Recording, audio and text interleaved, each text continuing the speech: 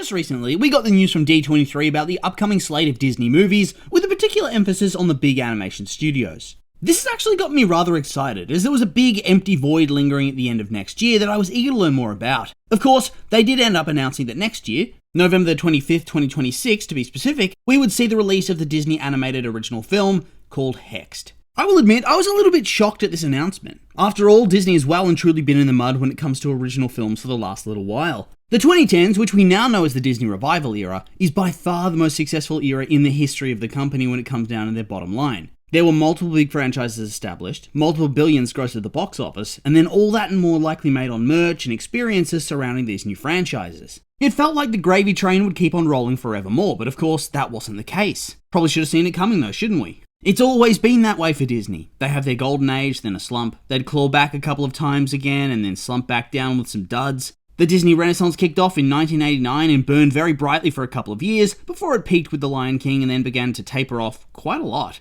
I know that people always say that the era lasted the whole decade of the 90s, but if you look at the numbers, they really do decline rather hard. Never to the level of the past, but it was a different era than before, and things had changed forever. Regardless, the numbers weren't what they were, and the budgets kept climbing higher. Then they had a very long transitional period in the 2000s, as they made their way back to the top for the Revival era. That era lasted longer than most, but of course, nothing lasts forever. COVID ended up coming along, and we never got to see how Raya and the Last Dragon would do. I suspect it would have done decently, because the studio still had that Revival era hype surrounding it, but then after pandemic restrictions began to lift and the audiences were able to come back to the cinemas, things just weren't the same. Encanto did have a shorter release window than normal in the cinemas, but in the month it was out, it didn't get quite the numbers that Disney was hoping for. Still, it wasn't a complete disaster because it was very popular on Disney+, so there was that. But then the studio hit those harder times. Strange World was just a weird choice of film. Disney often tries to make sci-fi films and very rarely do they succeed. More often than not, they'll bomb at the box office and then be quietly forgotten about. That's what happened with Strange World. I swear nobody talks about this movie ever, even just to talk about what a financial failure it was. I'm pretty sure if you crunch the numbers, it might be the studio's biggest bomb ever released. Didn't even gross $100 million and was believed to have lost the studio almost $200 million. Ouch. The pain didn't stop there though, as the next year the studio celebrated its 100th birthday. A massive event, right? Obviously, they want to have some success with it. Not just for the money side of things, but also simply for the prestige. Of course they didn't, and Wish was a huge flop too. Perhaps not as bad as Strange World, but it still lost the studio over $100 million. The Jennifer Lee creative era was not doing too hot. Moana 2 was quickly transformed from a Disney Plus original TV show into a fully fledged sequel film, and it proved to be just what the doctor ordered for the studio, bringing in over $1 billion at the box office for the first time in 5 years. Hell, it was the first time the studio had crossed $300 million in 5 years. It hadn't been a good time. Oh, that's gonna leave a mark. Because of all of this, I really expected them to de-emphasize original content for the time being and just go hard on the sequels. We did start to see that to some degree, with Zootopia 2 announced and coming later this year. Frozen 3 is meant to come out in November of 2027, and then there's also a 4th film in the works. So I suppose I was just a bit surprised to see a film like this being announced at all. That being said though, whilst I am a bit dubious as to whether it's going to do well, not due to quality but simply because original content isn't doing crash hot in this current era, I have nothing bad to say about it at all. After all, we hardly know anything, and it would be ridiculous to somehow get whipped up into a frenzy simply from this extremely limited amount of information. Disappointingly, but perhaps not surprisingly, a vocal portion of the internet has whipped itself up into a frenzy from this limited information to complain about any little thing they can. I'm actually impressed by some of the salt and the mental gymnastics that's going on, but it does make me wonder, who hurt you? There's been so much hate that I just don't understand in any way at all. I've noticed this more and more, pretty much everywhere on the internet, but especially in animation fandom. There's so much disdain that's directed towards any project, no matter what it is. Any tiny detail is going to be torn apart and overanalyzed to the nth degree. It comes to the point where it comes across as somewhat insane and delusional, doesn't it? I made a video talking about this a little while ago, that the hate is becoming demented at points, and some of the things they say read like weird fan fiction rather than reality. Don't get me wrong though, if we know more about the project, I might be more willing to accept the disdain from the internet. If we had stills and trailers and whatnot, but we don't. The information we have is extremely limited. We barely know a single thing about it, and we probably aren't going to learn more for a fairly long amount of time. I swear we only really started hearing much at all about Zootopia 2 this year, and that's going to be releasing in November. That's just how it is in the current climate. They're going to sit on things for a long time. So just for reference now, this is everything we know about the film. We know that the film is going to be called Hexed, and it's going to be releasing in the November slot next year. That's a big position, so they're seemingly hoping it's going to do big numbers. The two directors helming the project are Josie Trinidad and Jason Hand. Trinidad's worked at Disney for a long time in a creative capacity, and debuted as a director with Zootopia Plus, which I thought was extremely good. Meanwhile, Hand was a co-director for Moana 2, which I know cops a lot of hate, but I thought it was pretty good. It wasn't perfect, but it certainly isn't as bad as some people would try to make you believe either. Here is the little plot synopsis we learned from the announcement. Disney's Hexed is an all-new original film that follows an awkward teenage boy and his type A mum, who discover that what makes him unusual might just be magical powers that will turn their lives in a secret world of magic upside down. It gives you the most bare-bones hint at what the story and characters are going to be like. There's very little to go off. That's something to go on. On top of that, we got to see some concept art for the film. And like the artwork that was released for Pixar's Gato a couple of weeks ago, it's clearly not actually going to end up looking like this in terms of its overall design. It's just evoking vibes. So yeah, from all of this, I actually rather enjoyed it, to tell you the truth. I liked what I saw, but I recognize that it's way too early for a judgment call, and I moved on with my life. The decision as to whether it looks properly good or bad can be left until we actually have some proper trailers to work with. Until then though, nah. But don't tell that to Reddit or X or really anywhere it seems, because if you hadn't realized yet, if you're not hating on Disney films at the slightest provocation off of the flimsiest evidence, then you're a beta cuck corpo bootlicker who's clearly on Bob Iger's personal payroll. I've certainly had people commenting that type of ridiculous thing on my videos before. Now excuse me whilst I go to the door to sign for the dump truck of money Disney just had delivered to my house.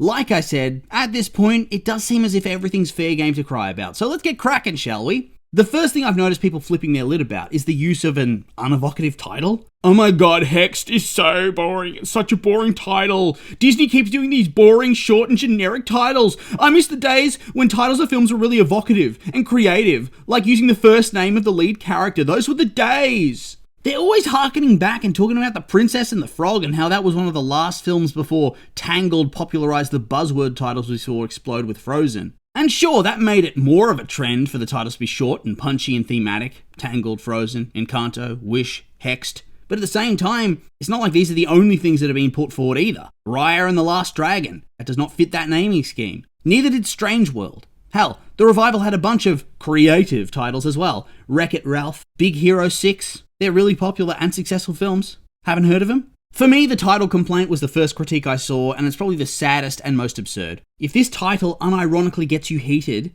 I honestly don't think you're mature enough to go and see a Disney film. Oh, but smarty pants, you're a cringy shill. Disney films are for all ages. Preschoolers go to see them. Yes, I know. Now chew on that for a little while. Next up, I saw a big complaint about how the film has seemingly got a generic plot. People throwing out the family drama / family trauma / generational trauma buzzwords when they were raging about this one. And look, maybe the plot is going to be the most generic thing that Disney's ever made. Maybe they are going to overuse every trope in the book. Maybe there's not an ounce of originality in the script or the characters. This could all very well be true. 100% scientific fact. After all, look at that little blurb. We hardly know anything about it, so from a certain point of view, this could 100% mean that the film is going to be absolutely terrible. After all, that's how the world works now, isn't it? You make assumptions that align with your viewpoint off of minimal evidence, you double down, and then if you're wrong and the tide turns against the opinion you used to hold, you either delete your old comments, or you lie about holding the new opinion all along, and you hope that nobody checks your history. As for the actual complaint, I'm not sure what the issue is. Family and interpersonal drama and trauma make up at least a portion of the vast majority of animated films.